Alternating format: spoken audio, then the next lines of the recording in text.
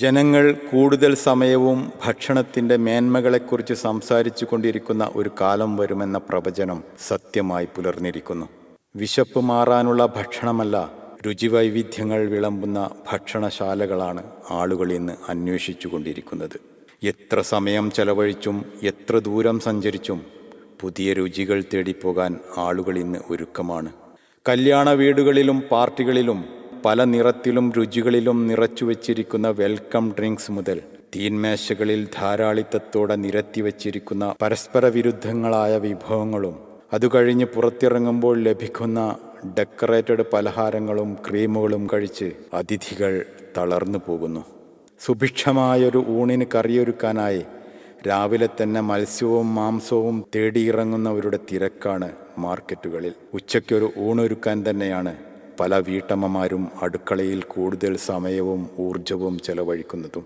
പുതുമയുള്ള പേരുകളിൽ, വർണ്ണങ്ങളിൽ, ആകൃതികളിൽ ആഹാരമുണ്ടാക്കുകയും അത് കാണിക്കുകയും ചെയ്യുന്ന വീഡിയോകൾക്കാണ് യൂട്യൂബിൽ ഏറ്റവും കൂടുതൽ പ്രേക്ഷകരുള്ളത്. വെറൈറ്റി ഫുഡ് ലഭിക്കുന്ന റെസ്റ്റോറൻറ്റുകളെയും സ്ഥലങ്ങളെയും പരിചയപ്പെടുത്തുന്ന വ്ളോഗർമാർക്കാണ് സോഷ്യൽ മീഡിയയിൽ ഏറ്റവും കൂടുതൽ ഫോളോവേഴ്സ് ഉള്ളത്. തീന്മേശകൾ അലങ്കരിക്കുന്നതിനെ പറ്റിയുള്ള ടിപ്സുകളും റീൽസുകളുമാണ് ഇന്ന് ഏറെ ഷെയർ ചെയ്യപ്പെടുന്നത്. മൊബൈൽ ഫോണിൽ വിരലൊന്നമർത്തിയാൽ പേര് പറയാൻ പോലും അറിയാത്ത വിഭവങ്ങൾ വീട്ടുപടിക്കലെത്തുമെങ്കിലും കുടുംബത്തോടൊപ്പം ഭക്ഷണം പുറത്തുപോയി കഴിക്കുന്നതാണ് പുതിയ ട്രെൻഡ്.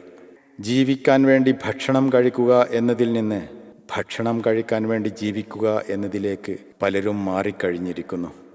ഗ്രാമങ്ങളിൽ പോലും ഇന്ന് വിരലിലെണ്ണാവുന്നതിലുമധികം ഫുഡ് ഔട്ട്ലെറ്റുകളും അത്ര തന്നെ മെഡിക്കൽ ഷോപ്പുകളുമുണ്ട്. അമിതമായി ഭക്ഷണവും മരുന്നും കഴിച്ച് നമ്മൾ അറിഞ്ഞുകൊണ്ട് രോഗികളായി പോവുകയാണ്. ഒരു ഡോക്ടർ പോലും ഇല്ലാതിരുന്ന അറേബ്യയിലെ പഴയൊരു നഗരത്തെക്കുറിച്ച് കേട്ടിട്ടില്ലേ?